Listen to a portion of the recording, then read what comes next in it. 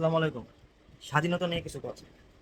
আচ্ছা, স্বাধীনতা তো আসলে আমরা ওইভাবে দেখিনি। আমাদের বয়স কত বা স্বাধীনতার হয়ে গেছে ভাই 53-54 বছর, আর আমাদের বয়স মাত্র 32-33, মানে আমাদের জন্মেরও 20 বছর আগে স্বাধীনতা হয়েছে।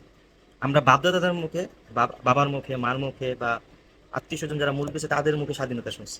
এখন তার আগে একটা কথা, আমাদের যে এই যে দ্বিতীয় স্বাধীনতা হইলো বা এই যে এই বিষয়টা নিয়ে আমাদের ছাত্র সমাজ, অভিভাবক, বিভিন্ন পেশার শ্রমিক সবাই মিলে যেই কাজটা করছে, এটা কিন্তু কোনো সাধারণ বিষয় না। কেউ খুনুক্ষারের টের পায় না যে এরকম একটা কিছু হইতে পারে, বা একটা একটা দল মানে 16 বছর এর থেকে বড় বড় ক্রাইম করছে, এর থেকে বড় বড় অবস্থায় গেছে, তারপর ওরা কাউন্টার ব্যাক করে ওরা কিন্তু ক্ষমতায় ছিল। এবার কি হলো, ক্ষমতা থাকতে পারলো না, মানুষের চাপে যেভাবেই হোক, মানুষের বিভিন্ন জায়গার চাপ সহ্য করতে পারে নাই, ক্ষমতা ছাড়ছে তো ছাড়ছে, দেশ ছেড়ে পলাইছে।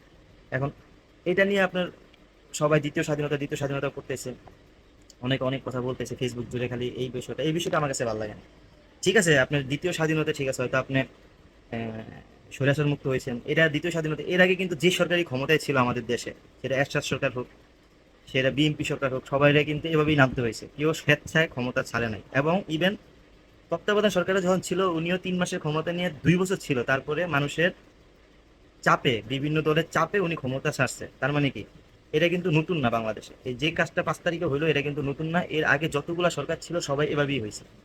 এবং আমি জানি না, আমার কাছে কি মনে হয় যে মানুষ দ্বিতীয় স্বাধীনতা বলতেছে এই তারিখ সেই তারিখ, 10-15 বছর পর এই ডেটটা অনেকের কাছে মনেও থাকবে না, কিছু কিছু লোকের কাছে থাকতে পারে। তবে যে কাজটা হয়েছে, মানুষ যে যে বাক স্বাধীনতা ফিরে পেয়েছে, কথা বলার স্বাধীনতা ফিরে পেয়েছে, যে লোক আগে একটা কথা বলতে পারে নাই এই সরকারের বিপক্ষে, উনিও যেই কথা বলতেছে, এটাই সবচেয়ে বড়। এটাই একটা স্বাধীনতা, ঠিক আছে। এখন প্রথম স্বাধীনতার কথা বলি, আমরা বাপদাদার মুখে শুনছি আপনার 1971 সালে 30 লক্ষ শহীদের বিনিময়ে বাংলাদেশ স্বাধীন হয়েছে। এবং বাংলাদেশ কিন্তু অন্য একটা দেশের সাথে ছিল, ওইখান থেকে আমাদের মানচিত্র আলাদা হয়েছে। আর এবার কি হয়েছে, আমাদের কি কোনো মানচিত্র আলাদা হয়েছে? বাংলাদেশই আছে। এমন না যে ঢাকা আলাদা হয়ে গেছে। ঢাকায় আপনার অনেক কথাবার্তা হয়েছে, অনেক আন্দোলন হয়েছে, ঢাকা বাংলাদেশ থেকে এখন আলাদা একটা দেশ হয়ে গেছে, এরকম না। 30 লক্ষ শহীদ মরছে, 30 লক্ষ অফিসিয়াল, আনঅফিসিয়াল আরো বেশি হইতে পারে, 40-50 লাখ হইতে পারে, কিন্তু 30 লক্ষ ওই স্বাধীনতার সাথে এই স্বাধীনতা মিলানোর কোনো ইয়েই নাই, মিলানোই যাবে না। তবে সবচেয়ে বড় কথা, আমরা যে এখন স্বাধীনভাবে কথা বলতে পারতেছি, আমাদের যে বাক স্বাধীনতা ফিরে আসছে, আমাদের ছেলেপেলেরা যে কাজটা করছে, এটার জন্য সাধুবাদ জানাইতেই হবে। এটা একটা স্বাধীনতা, কিন্তু আপনি ওই প্রথম স্বাধীনতার সাথে এটা মিলাইতেই পারবেন না। ওটার সাথে এটা তুলনাই হয় না, ওটা মানচিত্র আলাদা হয়ে গেছে। আগে ছিল দুই অনেক বড় মানচিত্র, এটার থেকে আলাদা হয়ে একটা বাংলাদেশ নামে একটা দেশ হয়েছে, এবং মানচিত্র আলাদা হয়ে গেছে, এটার সাথে আর মিলানের কোনো অবকাশই নাই। আর আরেকটা কথা আরেকবার বলি, সেটা হচ্ছে যে এই এই সরকার যেভাবে করছে, এই সরকার বাংলাদেশের স্বাধীনতার পর থেকে যত সরকার ক্ষমতা আছে সবারই ম্যাক্সিমাম সরকারই এভাবেই করতে হয়েছে। কেউ স্বইচ্ছায়, কেউ স্বইচ্ছায় সময় শেষ, মেয়াদকাল শেষ, সঠিকভাবে নির্বাচন দিয়ে আরেকটা দলের সরকার হস্তান্তর করছে, এরকম কোনো নজির বাংলাদেশে নাই।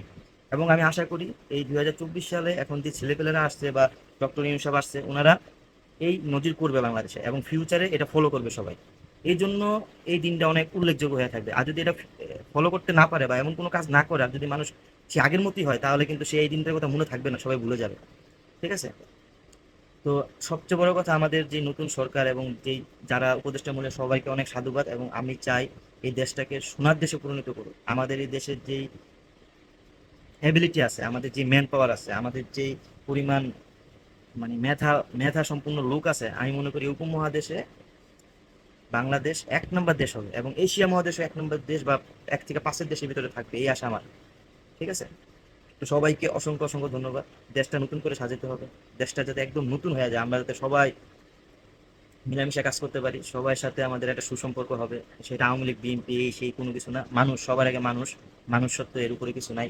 আমরা সবাই মিলেমিশে থাকবো, মিলেমিশে কাজ করব।